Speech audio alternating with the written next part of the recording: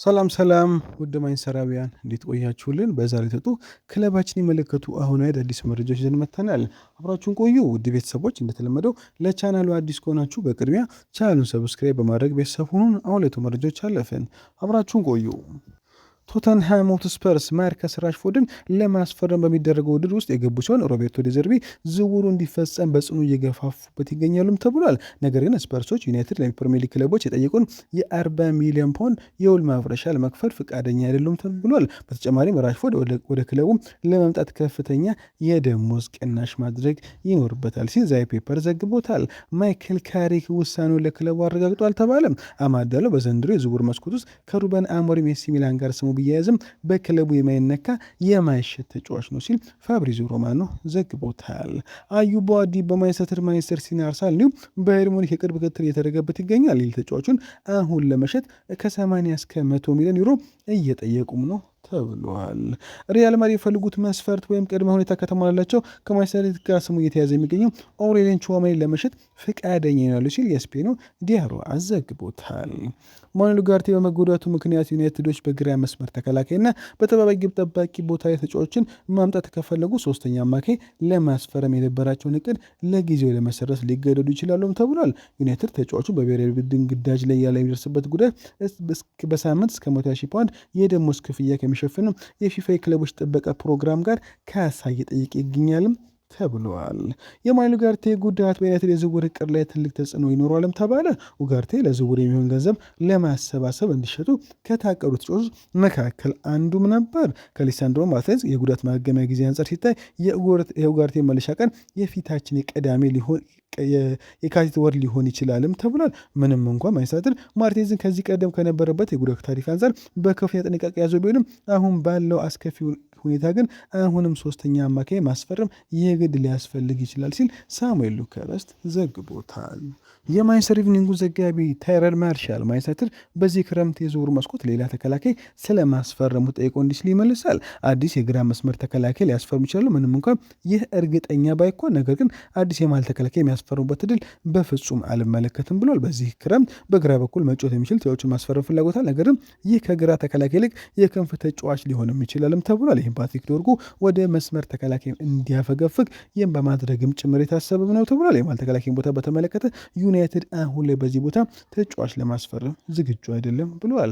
ስለ ካርሎስ ባሌባ የጠየቀው ታይረር ማርሻል ስለ ባሌባ ጉዳይ በአሁኑ ወቅት ነገሮች ይልቁኑ ጸጥ ያሉ ቢሆንም አሁንም ግን በክለቡ የእጩ ዝርዝር ውስጥ ይገኛል። ዩናይትድ በዚህ ክረምት የዝውውር መስኮት ከሚከታተላቸው ሌሎች አማካዮች በተለየ መልኩም ለባሌባ ብዙም የሌላ ክለብ ፉክክር ያለባቸው አይመስለኝም። የምልመላ ቡድኑ ልክ እንደባለፈው ክረምት ሁሉ አሁንም ይወዱታል። ነገር ግን ዋናው ችግር አሁንም ዝውውሩ የሚጠይቀው ክፍያ ነው። ብራይተን በ2005 ለሱ ከጠይቁት 100 ሚሊዮን ፓውንድ ያነሰ ሊፈልጉም ይችላል ብለዋል። ሃሪ ማጓየር ማርከስ ራሽፎርድን ዩናይትድ መልሶ ለመቀበል ፍቃደኛ ስለመሆኑ የተናገረው እንመልከት። አዎ በእርግጥ ከማርከስ ጋር አስገራሚ ግንኙነት አለኝ። ባለፉት ዓመታት ከሱ ጋር አንዳንድ ምርጥ ጊዜያትን አሳልፌያለሁ። ምን ያህል ድንቅ ተጫዋች ሊሆን እንደሚችል አውቃለሁ። ክለቡና ማርከስ የጋራ ስምምነት ላይ መድረስ የእነሱ ፋንታ እንደሆነ እርግጠኛ ነኝ። በእርግጥ ማርከስ የሚመለስ ከሆነ ተመልሶ እንዲጫወት ደስተኛና በራሱ የመተማመን እንዲሆን እንፈልጋለን። ይህ ውሳኔ ለራሱም ሆነ ለክለቡ ትክክለኛ መሆን አለበት። ነገር ግን ማርከስ በሚቀጥለው ዘመን ለማንኛውም ለሚጫወትበት ክለብ ምን ያህል ታላቅ ተጫዋች ሊሆን እንደሚችል ሁሉም ሰው ያውቃል ሲል ሃሪ ማጓየር ተናግረዋል። ማንቸስተር ዩናይትድ ለአንድ ቦታ የሚፋለሙት ሁለቱን ተጫዋች ስለቀጣይ እጣ ፈንታቸው ግልጽ አቋም አላቸው ተብሏል። ማንቸስተር ዩናይትድ በ2026/27 ውድድር ዓመት ከመግባቱ በፊት በዲያጎ ዳሎትና ኑሴር ማዙሪያ ግልጽ አቋምን አሳውቋል ተብሏል። ዩናይትድ በዚህ ክረምት የተከላካይና የማይ ክፍሉን ለማጠናከር በማለም ሌላ የቀኝ መስመር ተከላካይ ለማስፈረም አይፈልጉም እየተባለ ነበር። የማይ ክፍልና የደርሰን ዝውውር ዩናይትድ የማይ ክፍሉን የማጠናከር ፍላጎት ሚስጥር አልነበር። በተለይም የክለቡ ምሰሶ የነበረው ካዜሜሮ ነው። ኮንትራቱ ካለቀ በኋላ በሱ ቦታ ማጠናከሮች የተፈለጉም ነው ተብለዋል። ሆኖም ግን የቀኝና የግራ መስመር ተከላካይ መስመር ሁኔታ የቀኝ መስመር ሁኔታን ሳይቀይር ሊቀጥል ይችላልም ተብሏል። ዳሎትና ማዝራዊ ሁለቱም በቋሚ አሰላለፍ ውስጥ ቦታቸውን ለማስከበር ለመታገል ቆርጠዋል። ተጫዋቾቹ ቅርብ የሆኑ ምንጮች እንደሚሉት ከሆነ ሁለቱም ክለቡን የመለቅ ምንም ፍላጎት የለባቸውም። ዳሎት በኦልድ ትራፎርድ 9ኛ የውድድር ዓመቱ የሚጀምር ሲሆን ባለፈው ውድድር ዓመት በጉዳት ምክንያት 11 ጨዋታዎችን ብቻ በቋሚ የተጀመረው ማዝራዊ በማንቸስተር ደስተኛ መሆኑም ተገልጿል። በቀኝ መስመር ማጥቃት ላይ ብራሂም ቤሞና አማድ ዲያሎ የተረጋጉ አማራጮች ናቸው። የግራ ተከላካይ መስመር ማጠናከሪያ ተከላካይ አሁን ላይ በማንቸስተር ይፈልጋል። አሁን ላይ ዋናው እጩ ደግሞ ክሬሴንሲዮ ሰመርቪል ነው። በክለቡ የአጭር የእጩ ዝርዝር ውስጥ በጉል እየጠቀሰ ገኘው። ዌስትሃም ወሮ ተከትሎ እሱና ጃረድ ቦወን የገደዱ ሲሆን በምትኩ የሌስተሩን አብዱልፋቶንን እያጠኑ ስለሆነ ዩናይትዶች አሁን ላይ ሰመርቪል ለማስፈረም ዋነኛ እቅዳቸውም ነው ተብለዋል። ሜሰን ማውንት በሩበን አሞሪም ቢፈለግም ምናልባትም በዚህ ክረምት በማንቸስተር ሊቆይ ይችላል ተብሏል። ከጣሊያን የወጡ ዘገባዎች እንደሚያሳዩት ከሆነ የዩናይትዱ አማካይ ሜሰን ማውንት በዝውውር መስኮቱ ለኤሲ ሚላን ቀርቧል ተብሏል ቢባልም በኤሲ ሚላንና በማውንት ወኪሎች መካከል እስካሁን ምንም አይነት ግንኙነት አልተደረገም ተብሏል። የቀድሞ የክለባችን ዋና አሰልጣኝ ሩበን አሞሪም በቅርቡ በሚላን መቀጠሉ ይታወሳል። አሞሪም በኦልትራፎርድ በነበረባቸው ቆይታ የማውንት ትልቅ አድናቂ የነበሩ ቢሆንም የ27 ዓመት አማካይ ግን በማንቸስተር እንደሚቆይ ይጠበቃልም ተብሏል። ለማውንት ቅርብ የሆኑ ምንጮች በዚህ ሳምንት መጨረሻ ላይ ለሚላን ቀርቧል የሚል ወሬ በመሰማቱ መገረማቸውም ተገልጿል። ማውንት የዩናይትድ ተጫዋቾችን ለቅድመ ወደ ዝግጅት ወደ ካሪንግተን ከመመለሳቸው ፊት በስፔን ከግል አሰልጣኙ ጋር በትጋት ልምምድ ላይ በማድረግ የሚገኛል። ትኩረቱም በሙሉ አዲሱ የውድድር ዘመን በማንቸስተር በጥሩ ሁኔታ ለመጀመር ላይም ነው ተብለዋል። ማንቸስተር ዩናይትድ በዓለም ዋንጫው ላይ እየደመቀ ያለውን የመስመር ሁለገብ ተጫዋች ለማስፈረም ፍላጎት አለው ተባለ። ማንቸስተር ዩናይትድ በክረምት የዝውውር መስኮት ማክሲ አራሆን ከስፖርቲንግ ሊዝበን ለማስፈረም ተስፋ እያደረጉ ነው ተባለ።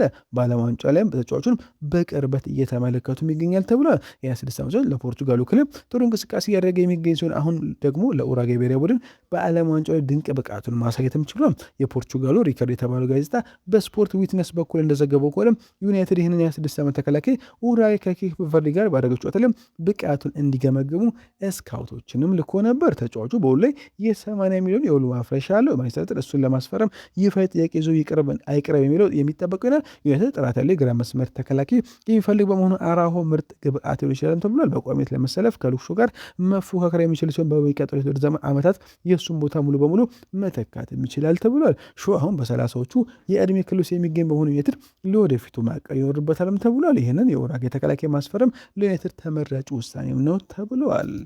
ማንቸስተር ዩናይትድ ማቲያስ ፈርናንዴዝን ለማስፈረም ዩኤፋ ድርድር በመጀመር አንድ እርምጃ ተቃርቧል ተባለ። ዩናይትድ ከዌስትሃም ጋር በማቲያስ ፈርናንዴዝ ዝውውር ዩኤፋ ድርድር ከጀመሩ በኋላ ተጫዋቹን ለማስፈረም አንድ እርምጃ ተቃርቧልም ተብሏል። ምንም እንኳን ሁለቱ ክለቦች በተጫዋቹ ዋጋ ግምት ላይ አሁንም ሰፊ ልዩነት ቢኖራቸው ዩናይትዶች ቢያንስ ከተጫዋቹ በኩል ወደ ኦልድ ትራፎርድ ለመምጣት ያለውን ፍላጎት በሁለት እጥፍ አረጋግጠዋልም ተብሏል።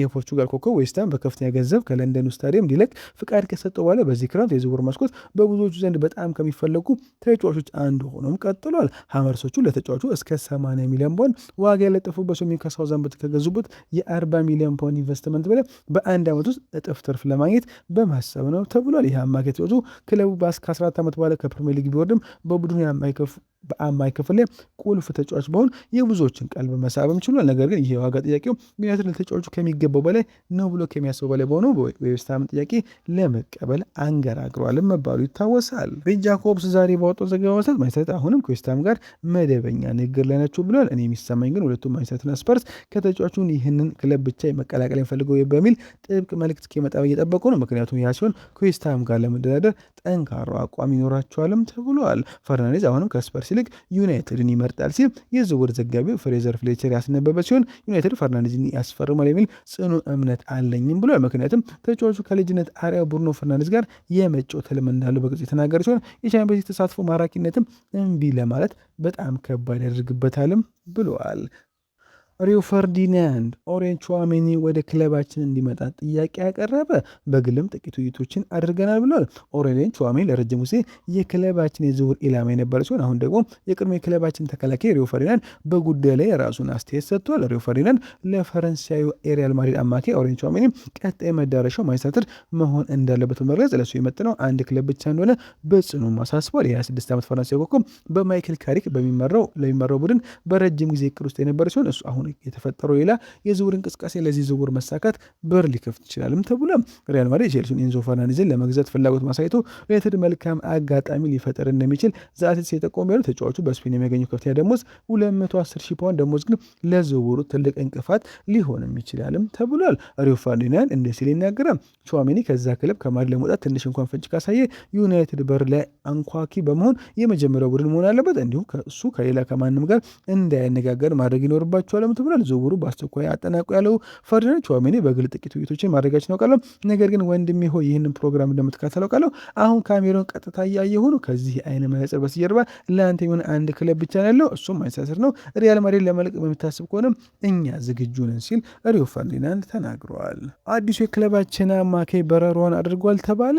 አስደናቂው አማካይ ክርስቲያን ኦርዞኮ 18ኛ ዓመት የልደት በዓሉን ለማክበር በተቃረበት በዚህ ወቅት በማንቸስተር አዲስ ህይወቱን ለመጀመር ተዘጋጅተዋል ተብሏል። ዩናይትድ ባለፈው መስከረም ወር ላይ ይህንን የፎርታሌዛ ወጣት ኮከብ ለማስፈረም ስምምነት ደርሶ የነበረ ቢሆንም ተጫዋቹን በይፋ ለማስመዝገብ ግን 18 የሞላበት ቀን የፊታችን ጁላይ 13 መጠበቅ አለበት ተብሎ ዩናይትድ ተጫዋቹን ከአዲሱ አካባቢ ጋር የመላመድ ሂደቱን እንዲጀምራ የሕክምና ምርመራውን እንዲያደርግ ከዋናው ስካውት ጁሴፔ አንቶናቺዮ ጋር በዚህ ሳምንት መጨረሻ ወደ ማንቸስተር በማስመጣት ከወዲሁ ስራዎችን ቀድሞ እያከናወነም ነው ተብሏል። ያጮ ዜቢዮ ከቼልሲ ሞይስ ካይሴዶ ጋር የሚነጸረው የኮሎምቢያ ወጣት እድሜው ገና ለጋ በመሆኑ ለወደፊት የተገዛ ተጫዋች ተደርጎ የሚወሰድ ሲሆን መጀመሪያ ከዩናይትድ ከ21 ዓመታች ቡድን ጋር ስብስቡን ይቀላቀላል ተብሏል። ይሁን እንጂ በቀጠሮ ዘመን በዋናው ቡድን ውስጥ አንዳንድ ጨዋታዎችን የማግኘት እድሉ ሙሉ በሙሉ የተዘጋ አይደለም ተብሎ ዩናይትድ በቻምፒየንስ ሊግ ላይ ስለሚሳተፍ ዋና አሰልጣኝ ማይክል ካሪክ በካራባኦ ጨዋታዎች ላይ በቡድናቸው ውስጥ ከፍተኛ ተጫዋች መለዋወጥ ሮቴሽን ሊያደርጉ ይችላሉ። ስለሆነም ኦርዞጎ ምናልባትም በሚቀጥለው ዓመት በዋናው ቡድን ላይ ልንመለከተው እንችላለንም ተብሏል። ውድ ቤተሰቦች ለዛሬ በረ ቆይታ በዚያ በቃ። መልካም ቀን። ቻናሉን ሰብስክራይብ ማድረግ አይረሳ። እንወዳችኋለን።